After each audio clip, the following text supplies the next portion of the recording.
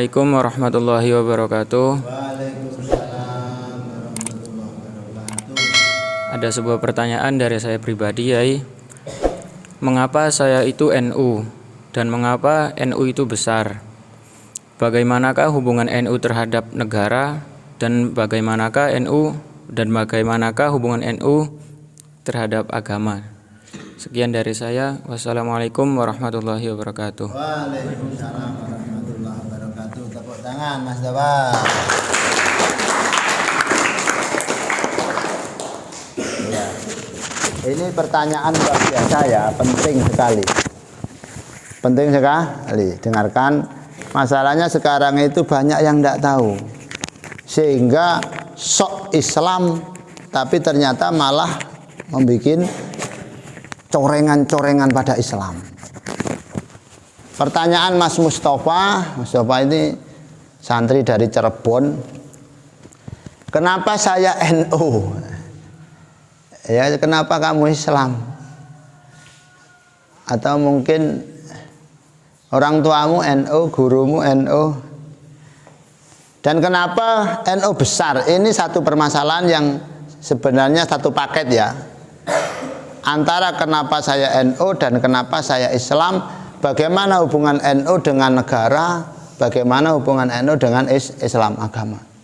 Penting, kajian ini sangat penting supaya sampean nanti kuat, betul, kuat, berkarakter kuat dan tahu karakter NU. Gini ya, kenapa saya NU dan kenapa NU besar? Jawabannya karena kita berada di Indonesia dan NU berada di Indonesia. Apa? Karena kita berada di Indonesia dan NU berada di Indonesia. Kok bisa? Masalahnya gini, sampean biar wawasannya luas. Negara itu berbagai macam pilihan. Ada istilah negara agama. Seperti negara-negara Timur Tengah, Saudi, terus Afghanistan, terus Syria, itu negara agama. Harus Islam. Kalau tidak Islam tidak dilindungi. Kalau tidak Islam disingkirkan, dibuang. Ini kayaknya benar. Dan memang secara tekstual syar'i kayaknya seperti ini. Tapi ternyata secara ruhani, secara sirri, Islam tidak menuntut semacam itu. Terbukti Rasulullah ketika di Madinah tidak mewajibkan semua harus Islam. Dan ternyata bermasalah. Ini nanti sampai biar jelas. Ternyata bermasalah. Di mana? Ketika ada keputusan pemerintah yang seakan-akan merugikan agama, seakan-akan tidak cocok dengan agama, maka akan menjadi sebuah kekerasan, mengeras, pemberontakan, separatis, akhirnya terjadi peperangan. Ada namanya negara ateis, negara komunis. Biar tahu apa di negara ateis komunis, Rusia sebagian Cina. Ini malah tidak boleh beragama. Jadi ya gak enak ndak. Tidak boleh beragama. Beragama tambah dibuang. Negara itu menganggap Tuhan tidak ada. Ini muncul sendirinya. Anti Tuhan. Anti Tuhan. Iyalah diturutkan tidak jelas ini nanti. Terus gimana kalau anti Tuhan? Kita lahir dari siapa? Mbah kita dari siapa? Alam dunia dari mana? Jangankan alam dunia, gambar manuk itu loh, gambar burung itu pasti diawali dari titik cres, akhirnya mencoret manuk burung. Saya melukis apa itu foto keluarga sampai sekarang belum jadi-jadi. Itu saking sulitnya kok. Sing lukis kan ada. Itu gambar lukisan keluarga saya belum jadi-jadi, saking sulitnya. Apa mana alam dunia. Berarti harus ada satu yang menjadi cabang keseluruhan, yakni itu Tuhan. Kalau ateis anti Tuhan, tidak boleh bertuhan. Buengong orang-orang ateis sekarang, hancur, negara ateis hancur. Dulu Rusia itu menggumpal besar negara komunis dengan nama Uni Soviet. 70 tahun hancur. Padahal peralihan dari negara agama kepada negara ateis ini revolusinya, pemberontakannya menghabiskan berapa ratus juta atau berapa juta manusia dibunuh semua. Ternyata 30 tahun melemah, meledak. Nurani manusia tidak bisa menerima. Masuk tidak enak Tuhan ini ya apa? Akhirnya ateis mulai hancur. Jadi sekarang kalau ada ancaman-ancaman komunis itu hoak, banyak yang hoak. Kenapa? Pusat komunis sendiri sudah tidak marem dengan komunis. Pusat PKI sendiri sudah tidak pakai PKI. Lawang pusatnya sudah aus, sudah apa namanya? Tidak dipakai. Masa mau ke Indonesia kok lemot teman? Ya mungkin ada, cuman ya aja kecil, tidak ada ancaman terlalu besar. Karena apa? Sudah tidak ada generator. Wes. Ada negara namanya negara sekuler. Sampeyan biar tahu. Apa negara sekuler? Apa negara sekuler itu? Pemisahan antara negara dengan agama. Jadi negara tidak melindungi agama. Kuno, sampean beragama ya terserah. Sampean tidak beragama ya terserah. Ada masalah juga biar kuno. Seperti negara-negara Eropa itu banyak yang menerapkan negara sekuler. Apa mus? Pemisahan negara dengan agama. Wis kuno. Watine melakukan apa? Jadi negara sekuler itu biasa. Sampai di Eropa, kalau tidak keliru di mana itu ada satu wilayah luas, masuk situ harus telanjang. Biar bukan ditata, itu bukan urusan negara katanya. Itu kono-kono. Masuk laki perempuan harus telanjang. Tidak ada aturan. Ada boleh saja laki kawin sama laki-laki. Boleh. Perempuan kawin sama perempuan. Tidak ditata sama sekali. Nanti penataan perkawinan, penataan ibadah tidak diatur negara. Akhirnya membuat masalah. Secara nurani tidak layak, tidak pantas. Lah, Indonesia berada di antara itu, bukan negara agama, bukan negara sekuler, bukan negara ateis, tapi negara beragama. Harus beragama, agama apapun yang penting yang diakui negara dan dilindungi oleh negara. Ini Indonesia. Apa? Jadi Indonesia bukan negara agama, bukan negara sekuler, bukan negara ateis, tapi negara beragama. Ini sudah kadung menjadi patokan dari apalah itu pendiri bangsa. Lah negara apapun yang diakui negara, agama apapun yang diakui negara, itu dilindungi negara. Mulai mengerucut ya. Lah ternyata masuk, walaupun orang Islam kalau menghancurkan gereja ya di sel oleh negara. Orang Kristen kok menghina Islam seperti kece di sel oleh negara. Orang-orang yang menghina agama lain ada namanya ras. Apa? Ras atau itu. Sehingga negara melindungi agama dan aktivitas agama apapun. Lah yang bisa ini mus, NU lah pendiri negara Indonesia bersama dengan para pendahulu dan mensepakati bahwa Indonesia bukan negara agama, bukan negara ateis, bukan negara sekuler, tapi negara beragama. NU yang tahu betul. Sehingga karena NU tahu karakter negara, maka NU besar di Indonesia. Dan NU yang paling bisa merekatkan semua tadi, NU yang paling bisa menerima semua tadi, sehingga mudah diterima oleh warga, oleh Islam. Sekarang ini banyak yang keliru. Seakan-akan negara Indonesia itu negara agama. Kalau tidak Islam diperangi, kalau tidak Islam dihina.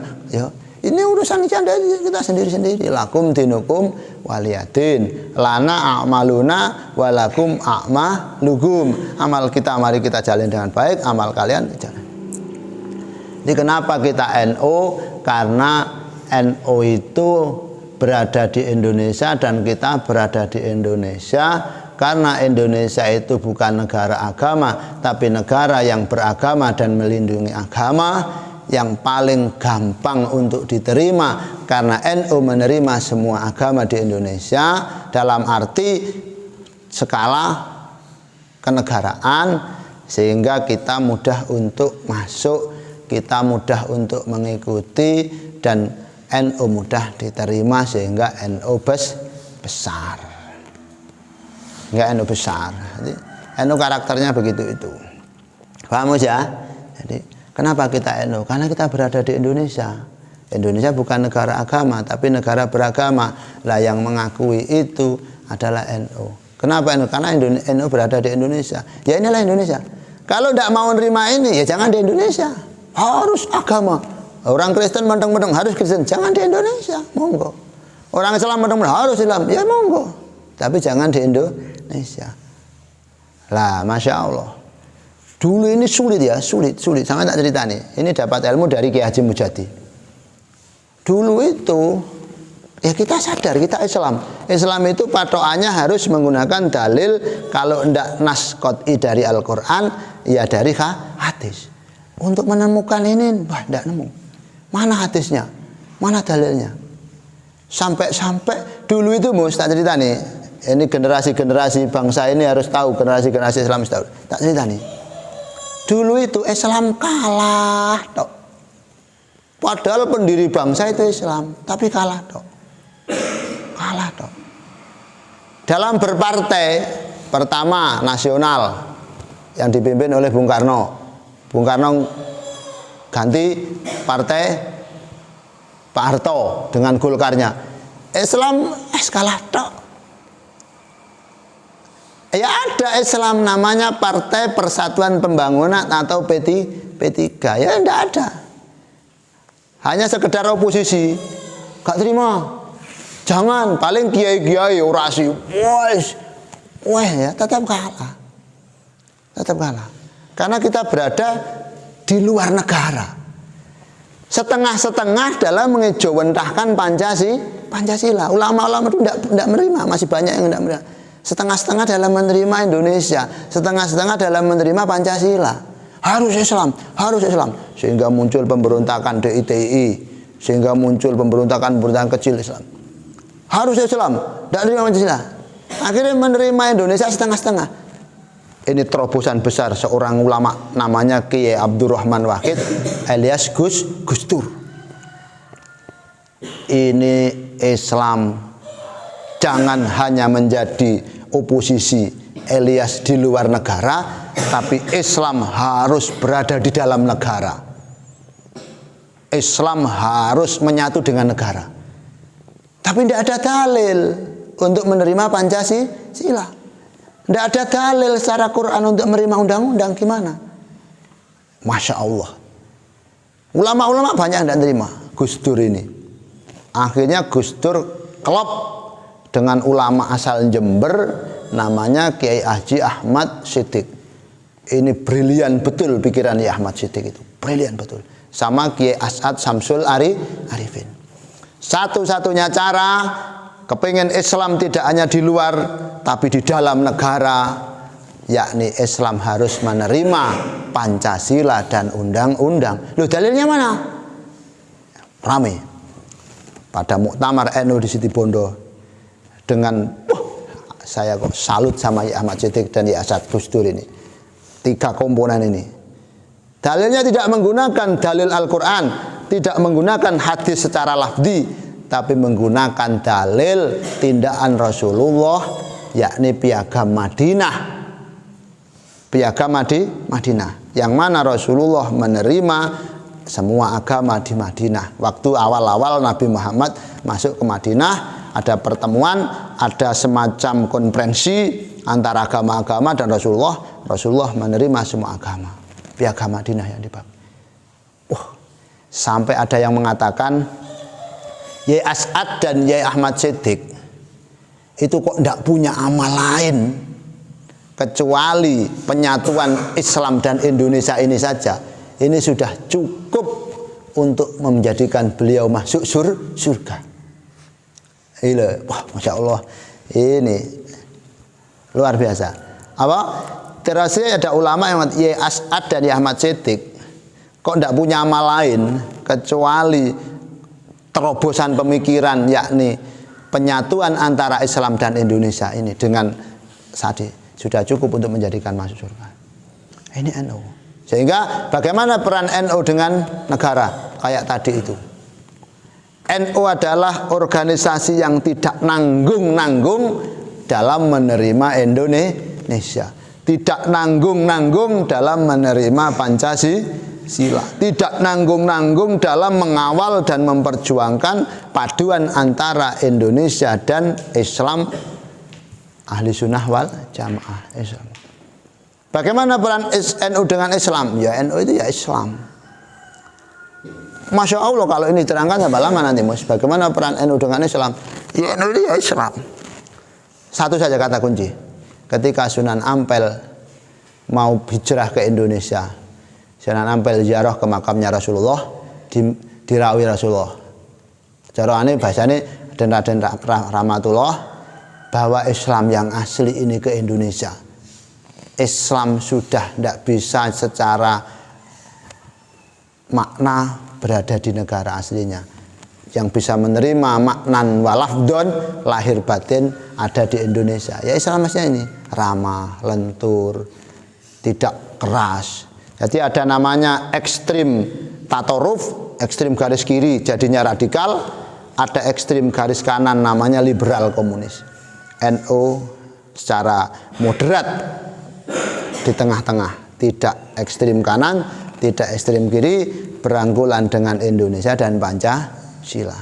Jadi NU ya Islam yang asli, Islam yang asli dengan jargon rahmatan lil alamin. Karena apa? Di atas syariat ada namanya kebijaksanaan dan kemanusiaan. Maksudnya ya tetap dengan syariat. Coba lihat ayat yang dikemukakan oleh Allah apa? Allah dawuh, ara'aital ladzi yukadzibu biddin fadzalikal ladzi yad'ul yatim wala yahuddu ala ta'amil miskin. Apakah engkau tidak melihat orang-orang yang mendustakan agama? Berarti koyok-koyok bersyariat. Orang yang mendustakan agama, walaupun dia bersyariat, walaupun dia koyok-koyok ya. Tapi siapa yang mendustakan agama? Yakni orang-orang yang menghardik anak yatim dan orang-orang yang tidak peduli pada fakir miskin. Berarti kemanusiaan,